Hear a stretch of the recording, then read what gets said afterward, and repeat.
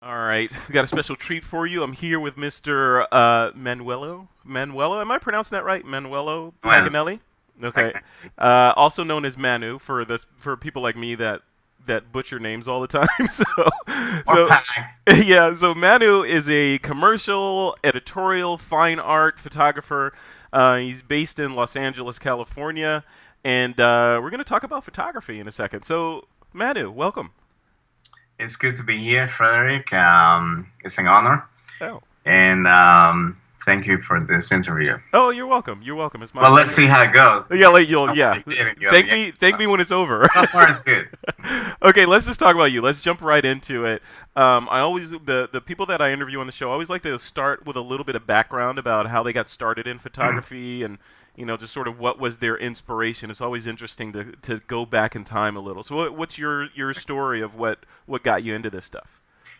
I was going to school in Chattanooga, in Collegedale, Tennessee, Hmm. next to Chattanooga, Oh. and I was planning to go into medical school.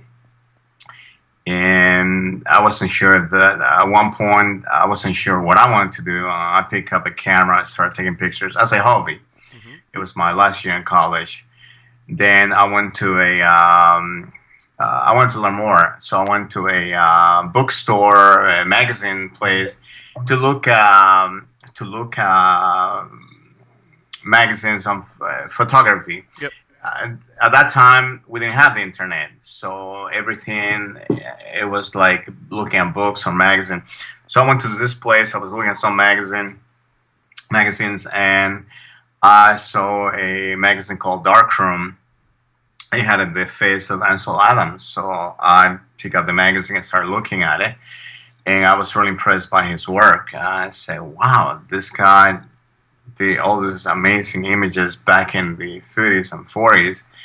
It was so great. I mean, I was thinking that's amazing that he was able to capture that light and that those shadows Yep. so powerful in those days and look so great today."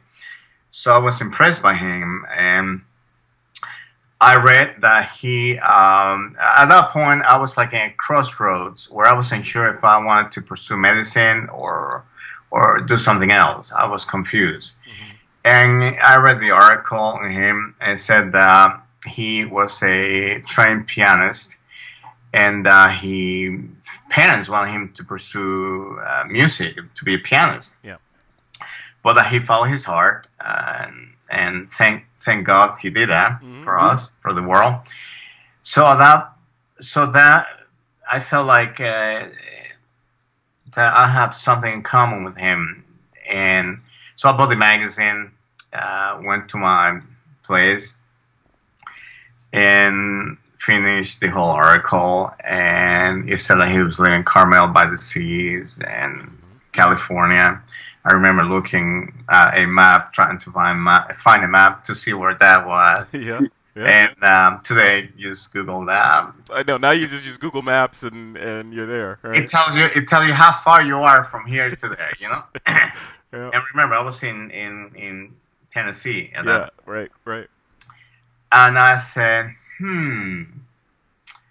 So I pick up the telephone, dial 411, information. In those days, do you remember Yeah. I 411? remember that. Yeah. And so they gave me his number. So I call him. I said, "May I speak with?" So I call. Wait a minute. You called information to get Ansel Adams' phone number, Correct. and then you called him out of I the blue. I call him out of the blue, Nice. Okay. Go ahead. and but this is the kicker. I call him, and the phone rang and rang. Then he picked it up, or at least I thought that I didn't think that was him. Honestly, I didn't think that was him. So this elder man picked up the phone with a deep voice, Hmm. a very fatherly voice. He said hello. Then he said hello again. So he said hello twice. And he was going to say hello. So you knew that he wasn't going to say hello the third time, that he was going to hang up. Yeah. So before he hang up, I said hello, but the hello came out like more like hello, or maybe if I had a cough Hello. or Yeah. something, I was shaking a little bit. Yeah. Yeah. And then I started telling him. So I said, I would like to speak with Mr. Ansel Adams. And he said, oh, okay, you got me. I'm Ansel Adams. Well, I didn't believe that that was him. I figured that there must be more than one Ansel Adams in that town. Yeah. And perhaps that for sure the telephone lady gave me a different number, a different person. So I said, I'm looking for Mr. Adams, the one that is a photographer. And he said, well, I am Adams. I'm also a photographer. So he was so kind that he kept playing with me, Yeah. He wasn't rude or anything. I still didn't believe that was him. I said, no, I'm looking for Mr. Ansel Adams, the one who does black and white photography and landscapes. Well, I do that, Yeah. I still didn't believe that was him. Yeah. I mean, I was so innocent and gullible that I couldn't believe I was speaking with this master, And how old were you when you made this call? Ooh, well, I was in college. Okay, so you're either late teens or early 20s, right? No, I was in college, probably 23 or 24, Yeah. probably 24. Okay. Because when I arrived in the States, I didn't speak any English, so it took me a year longer to finish college, you know? Right. Anyway, so I still didn't believe that was him. And I said, at that point, I was really confused because I thought, wow, not only is there more than one Ansel Adams in that town, but there are more than one Ansel Adams that's also a photographer in that town. So that, I said, wow.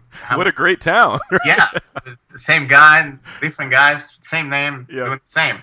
So I said, no, sir, I'm looking for Mr. Ansel Adams, the photographer who is featured this month in Darkroom magazine. Yeah. And then he said, son, you're being speaking.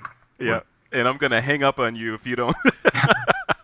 You've been speaking to me, he said, Yeah. And then I said, wow, this is the real deal.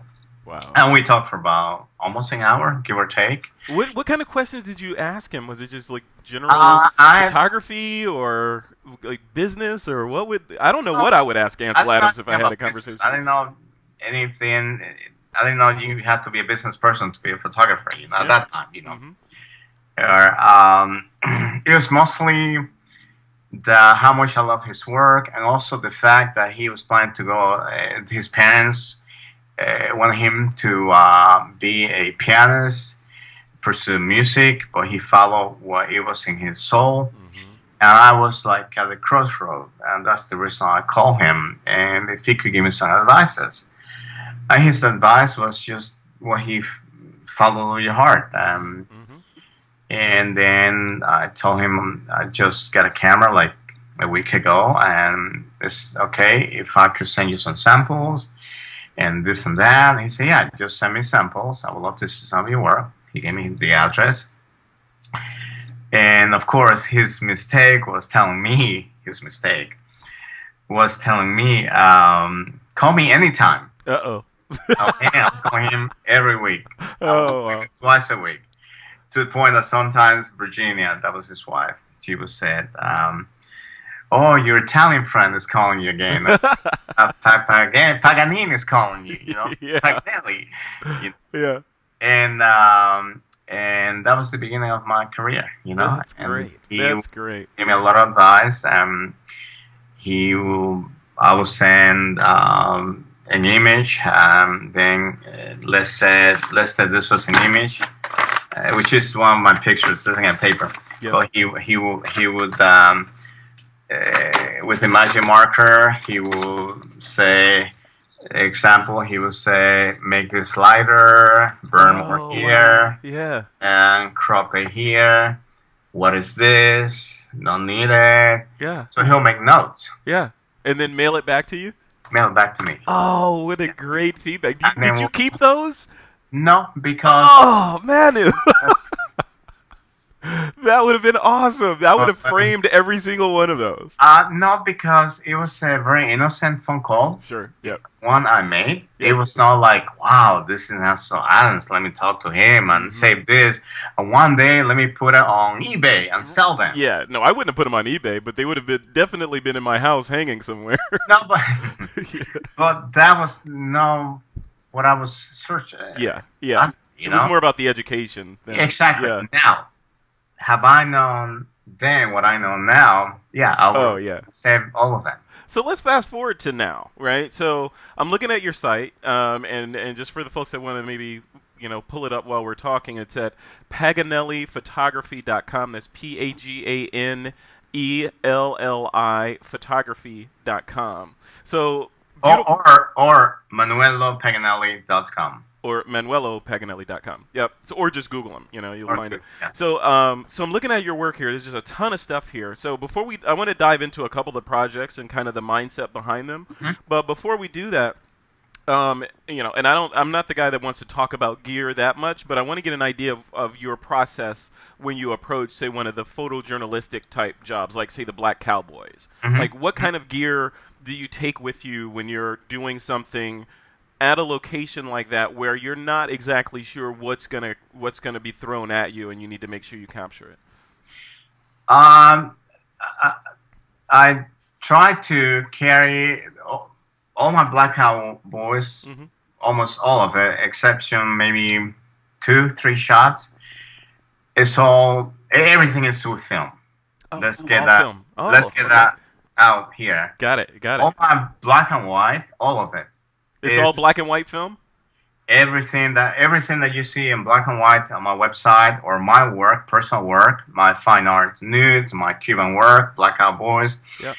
is T-Max 400 or Nice. 100. I used to love that film.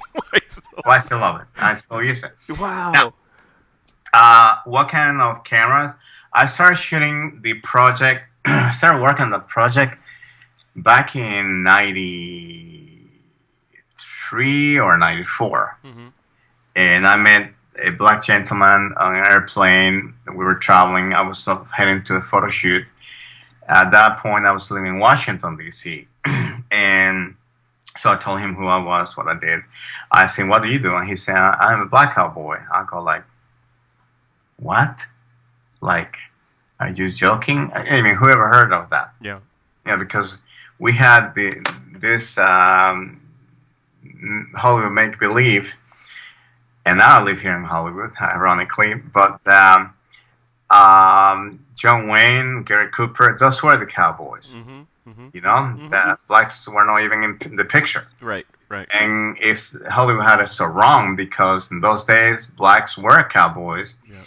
and were always with the white cowboys, so they were always helping them, you know. Anyway, Yep. so he told me that. I opened my eyes, opened my vision, and I started thinking, wow. So then he gave me, remember, those were the days where no emails, no mobile phones. Oh, right. Right. Exactly. Yeah. So I got his number, information, and then then I thought, this could make a beautiful documentary. Mm-hmm. And then I went to a few of my clients. They were not interested. I went to Time Magazine, went to Vive Magazine. Mm-hmm. They thought about it. Nah, we don't. Then I went to, I was shooting for a magazine called Emerge. Remember that magazine? Mm-hmm. Yeah, I do. Yeah. It was put out by the Black Entertainment TV. Mm-hmm. Yeah. So they were the the BET magazine, folks. Yeah. yeah. BT, you know. And so I went to that magazine and I said, "Hey, I have an idea of a project." And so I gave. At that time, when I went to the magazine, let me just backstep. I had done at least 2 or 3 black cowboys, so I could present it to them, something. Yeah. So I have that. So anybody out there listening, if you have a project in mind that you want to do, and you want to sell it to a client, make sure that you start working on that project. Don't just call, say, "Hey, John, Newsweek or Time Magazine, or Geo or National Geographic. I had this project in mind. I would love to do it for you guys." No, have something. Have a sample. Yeah. Samples that Yeah. you can concrete and let them know why they should send you to the project. Make them send you once they see that you're doing something great. I'll make sure that the work stands out on its own, because Yeah. it's garbage. They're gonna say thanks, but no thanks.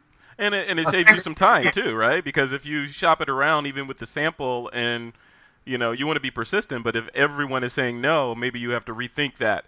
you know? Exactly. Yeah. Exactly. But yeah, you have to be persistent. So I think I went to 4 clients, and the fourth one that was a merge, and showed them those pictures.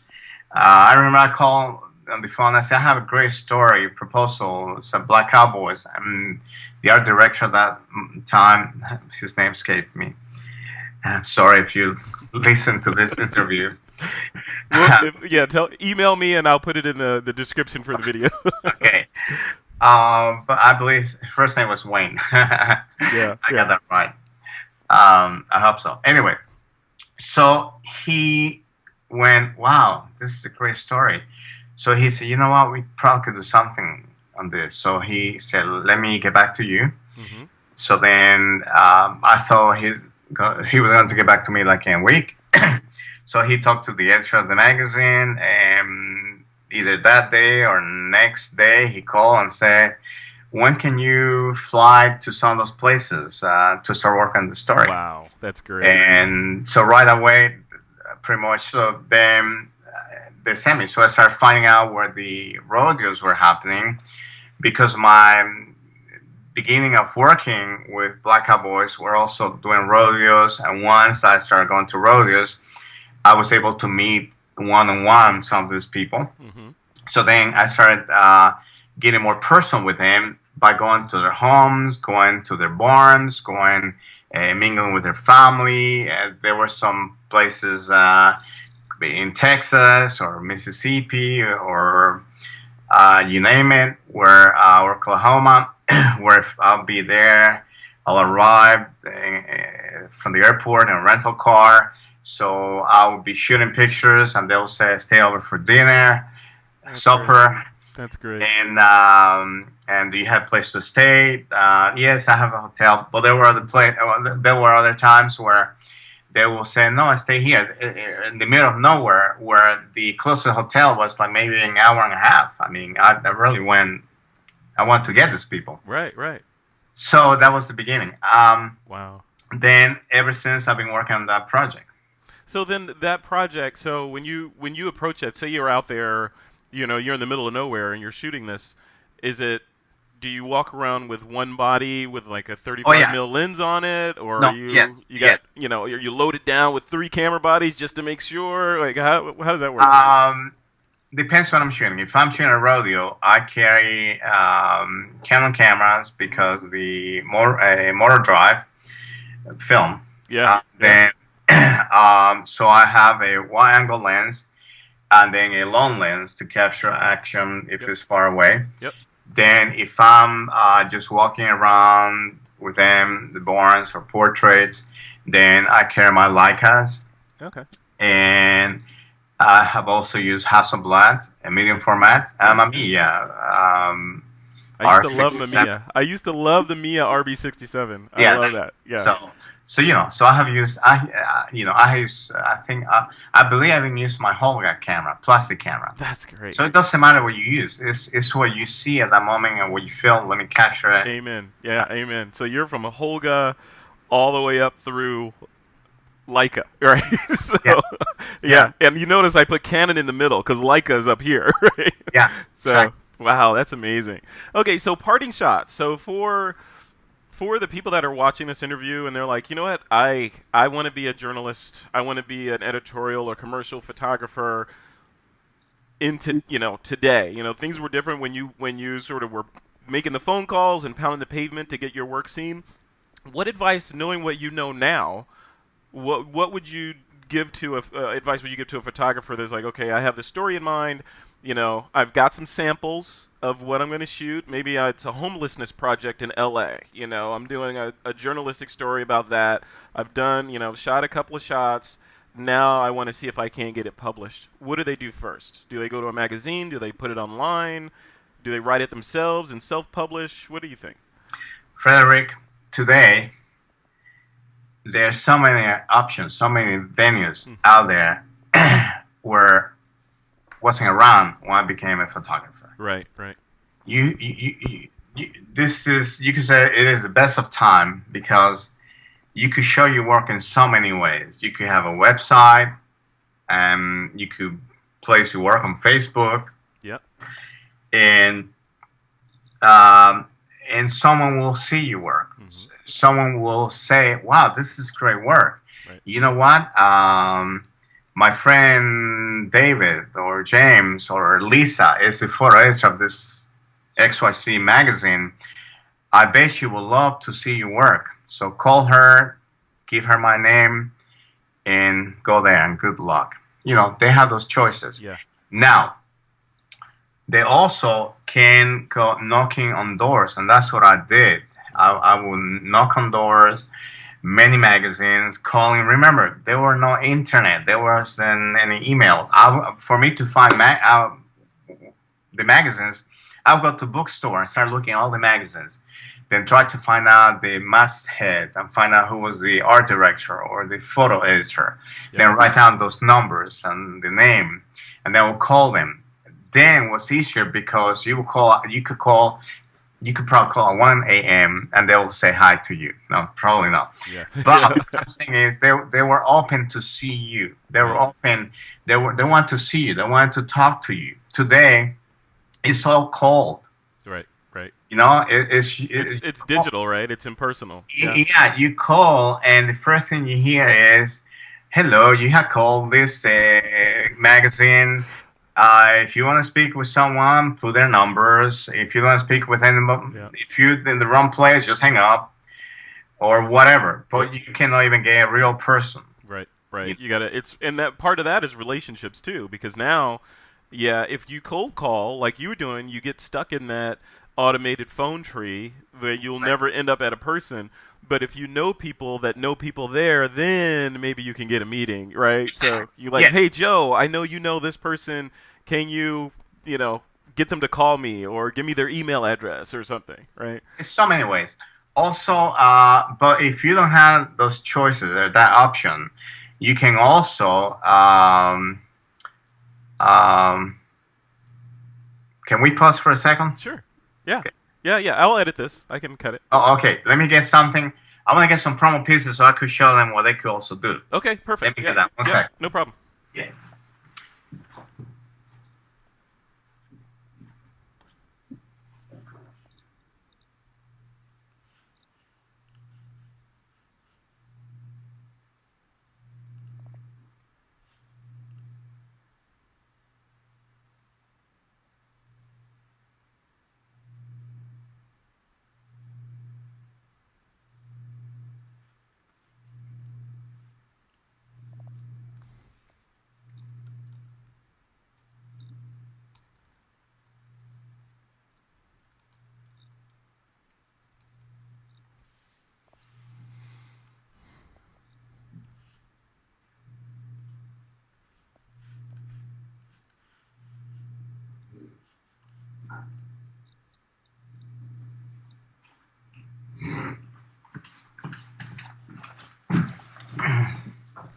I'm back. Okay.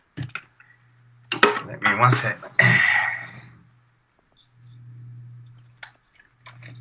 Okay, let's take it where we were. Okay. All right. So I'm just going to start with asking you about getting your name out there and how do you pound the pavement, that kind of thing. Okay. Here we go. Okay. So wrapping this up. So just for the photographers that are out there, they're working on a project. They, maybe they've taken your advice and they've done some sample shots, so they, have a little bit of traction of something that they can show to a potential editor or magazine or whatever. Knowing what you know now, what advice would you give to them to say, okay, this is how you can approach this, in this age of impersonalized phone trees and email and all that? What would be their next steps? Try to call them, call if you can. Yeah. That's very difficult to do today. You can also get promo pieces, and this is some of the promo pieces I have, and oh, beautiful. And you can. I love that. Just throw it. Nice. And you're a member of ASMP. I saw that logo on there. Yeah. Yes, and also APA. Chris Isaac. Oh, look at that. Beautiful. You know, so you could get promo pieces, Madam Oh, look at that. Illustrated. Wow. So and then so you could send that to clients, and my daughter That's awesome.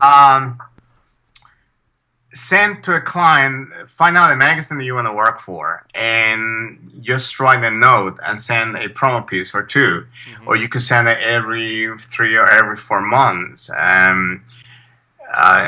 See, hopefully someone will see something that they like, and they will say, "Oh, I love this shot. Yeah. I love his style. Gotta have it. Yeah. I love the way she sees things. Let me call the photographer, or let me check her website or his website." Yeah. Of course, you have to have a website. Right. Right. And Absolutely. then so you hope that they will see it and they will call you. And I mean, you have to keep. It's like knocking on doors. You might send 1,000 promo pieces before one person will call you. Right. Or you may send 10 promo pieces, and you get 5 people calling you. It's the luck of the draw, you know? Yeah. That's great. That's great. So speaking of luck of the draw, so people can find you at, and I wrote your URLs down here. So Manuello, Manuello Paganelli, Paganelli. Oh, and you got the Leica. Look at that. Look at that. I want that. It's one. Which one is that? Which Leica is that? Let me see which one. The M4P. This is my favorite. Oh, that's the cheap one, right? That's only 10 grand, right? No, probably no. But I bought it, maybe no. Yeah. But the M6 is over there. I had a couple of those. Wow. And I keep losing them. I don't know why. You keep losing Leicas? I have lost at least 3 Leicas. But that's a different story. Next time you go on a shoot, let me know so I can follow you. And No, when you leave it there, I'll take it. One was stolen from my car, a rental car. I was somewhere. Oh, that made somebody's day. The other one was taken at the gunpoint somewhere. Oh, in L.A. But that's a different story. Oh, that'll be part 2 of the interview. So ManuelloPaganelli.com or PaganelliPhotography.com, and we'll link to that in the description for this episode. Manu, thank you for taking the time today to do this interview. Oh, one last thing before we leave. You're doing a workshop at Brooks Institute of Photography coming up, right? What's that about? Yes. It's gonna be June 1st, I believe. And that's in Santa Barbara. This is it's a beautiful place. I have taught there before. Brooks is an amazing place to be and to learn from. I love teaching there on weekends, whenever I can on my travel permits. This workshop is a one-day workshop. It's on lighting. It's beginner lighting strobes. So it's gonna be good for people who wants to learn more about how to shoot with strobes or reflectors, and to enhance the look of a portrait or a couple or whatever, but mostly portraits, lighting, things like that, on location outside, and also in the studio. And we're going to be using different strobes, softbox, beauty dish, you name it, it's going to be there. That's great. And that workshop, I'm looking at the site now. You can go to the URL, which is, just want to make sure, they can just go to brooks.edu, and from the menu there, they'll be able to jump over to the workshops. So, Manu, thanks again for doing this. And for those folks that do attend that workshop, there's a 1 in a million chance that Manu may leave his Leica behind. So you might win through default a brand new Leica, right? All right, Manu, thank you. I appreciate it today. Frederick, thank you. It was a great pleasure for me to share some of the things I learned through the years.